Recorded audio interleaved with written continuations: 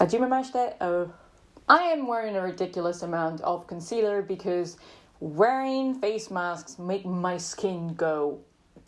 Hi everyone, this is Ellie and welcome back to my channel. So yes, it is true, I am trying to learn my fifth language. For those of you who don't already know, I can speak 4 languages. I was born in Italy, therefore I speak Italian. I live in England, so I speak English. And I can also speak Spanish and French. Probably need to practice it a bit because I haven't spoken them in some time, but I can definitely understand it and read it and mostly speak it. I decided to learn Japanese. Why Japanese, you say? It's such a difficult language, especially I don't have anyone that's teaching it to me. I am learning it by myself. I'm learning Japanese because I've always wanted to. I'm learning Japanese because it's a fascinating language and I want to learn an Asian language because I have experience with the fact that languages change your personality and shape the way you think. And I'm just so curious to know what makes Japanese different. Also, I watch a lot of anime, so that probably helps. I am planning on going to Japan for a month, probably next year, pandemic permitting. I am now trying to learn as much Japanese as possible so that when I go there for a month, I'm going to be able to not look like a complete moron. I've been learning Japanese now for about, I want to say, a month. At the beginning, I only started using Duolingo. So many people have been talking to me about that app and I just thought I'd give it a go. I found Duolingo to be somewhat lacking in certain areas, but extremely useful in helping me to learn the alphabet. It's not necessarily the best way to learn the alphabet, but it's a very good way to familiarize yourself with it. And once you've gone past the alphabet, which as you know, it's divided into 3 different alphabets, which is the hiragana, katakana, and kanji. After that, it goes on into teaching you some sort of like useful phrases that you can learn as you go to be able to speak Japanese with other people. The main thing it lacks though, it is some sort of like a grasp of grammar. It doesn't teach you anything about why something is said in a certain way. I think somehow I bypassed that because learning so many languages, somehow I can understand grammar. I also have quite a good grasp of what grammar is, like what a subject is, a verb and, certain particles and what kind of sentence it is, because I've studied it very thoroughly in all the languages and also in my own Italian language. But obviously that meant that Duolingo wasn't enough for me to be able to understand exactly what was going on. So I decided to implement that in a few different ways. And I thought I would bring you along with me into this journey of learning Japanese. So yes, the first tool I've been using has been Duolingo. Well, if we don't count watching countless hours of anime films. But the good thing is that now I can point out some of the things that they are saying, like, I'm good, nice to meet you. Hajimemashite, Elisa desu. Yoroshiku onegaishimasu, which is pretty much the main thing that you learn in the first lesson of Japanese. But let's get back to grammar. To implement my grammar and to be sure that I actually understand what I'm saying and I'm structuring sentences properly, I've been using some other tools.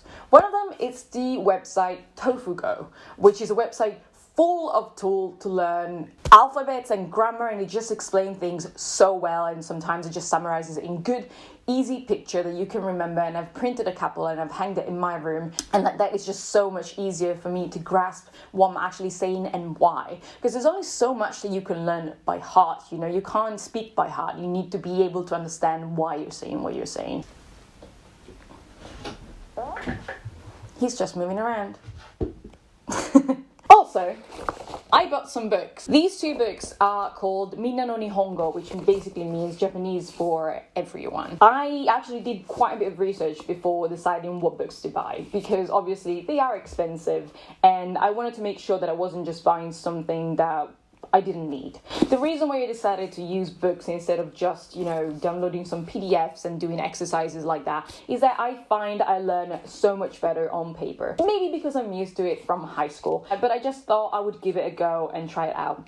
In terms of this book, there's an entire Japanese book, like this is just in Japanese, and this is the translation and grammar implementation thing. It's very good because it literally throws you onto the language, and it just this is just a massive throwback because it's literally just going back to school. And I've just been reading it and exercising, But I do recommend doing a bit of Duolingo first before starting with these. It's very good for beginners, but I found that I could progress so much easier when I had decent understanding of the alphabet in the first place. I literally have a notebook of like full of Japanese exercises on me writing.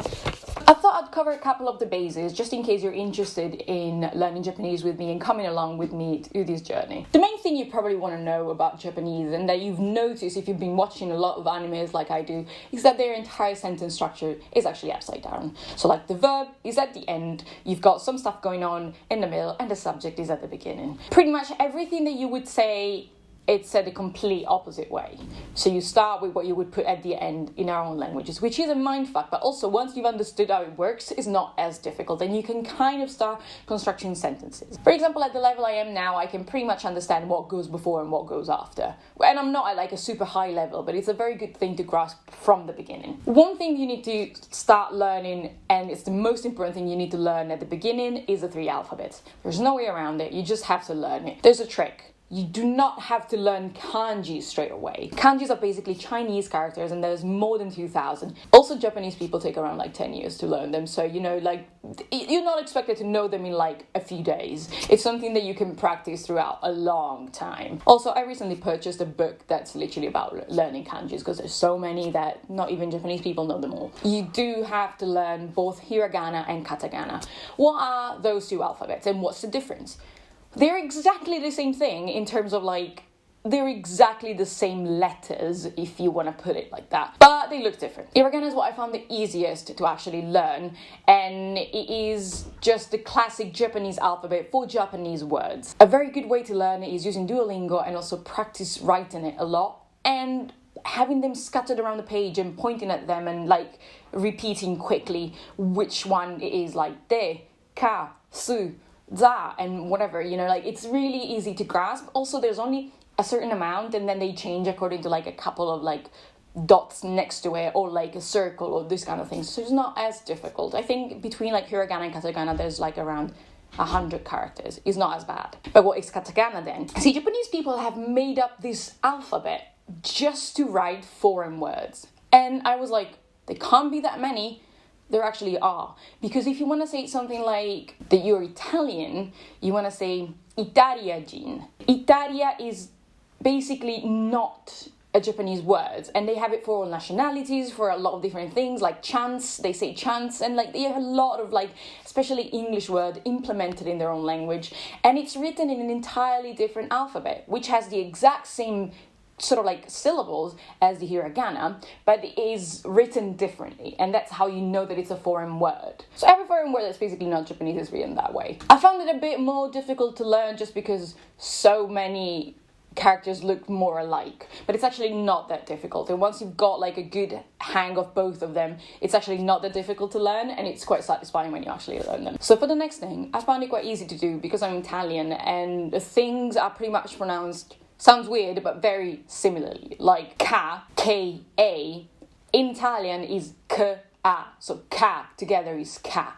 If you want to look at it from an English perspective, you could pronounce it K, while it's not how it's pronounced. So if you're English or from some sort of like northern language, I think you might want to practice reading the hiragana and katakana more than what I needed to do, because for me it was very natural, it was very easy. Now I can't stress this enough, but the most important thing you're going to be doing is talking out loud, reading out loud.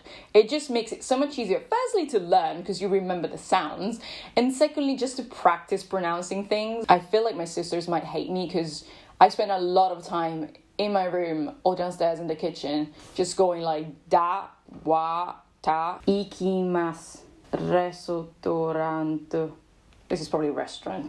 Jakuji shimashita. And I'm gonna make a video about how to remember some characters from hiragana and katakana that are just like tricks that you have to remember what kind of syllable that is, that I found really easy to remember, the ones that I found a bit more difficult. Also, I thought I'd give you my 3 favorite sentences, words actually, that I've encountered so far. So one is yuki, which means courage. It's really nice because like yuki is snow, but yuki is courage. Then I just love saying yoroshiku Onegaishimasu is just like it flows so well. But the main thing is that I just really decided to challenge myself with this, to show that I can still learn, that I can still do something different. And I've always wanted to learn Japanese and know an Asian languages, so like this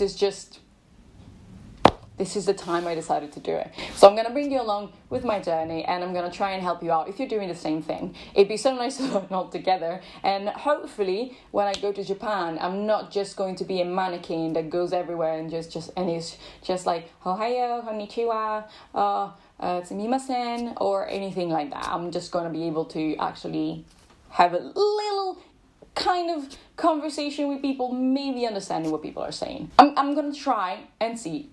So you can do it with me. Thank you so much for watching this video so far. You can find me on social medias, on Instagram, Twitter, and everywhere else as Ellie Spiga. I'm going to continue this series. I think it's going to be really fun, and hopefully we'll all enjoy it. So I will see you in my next video. Thank you so much for sticking around.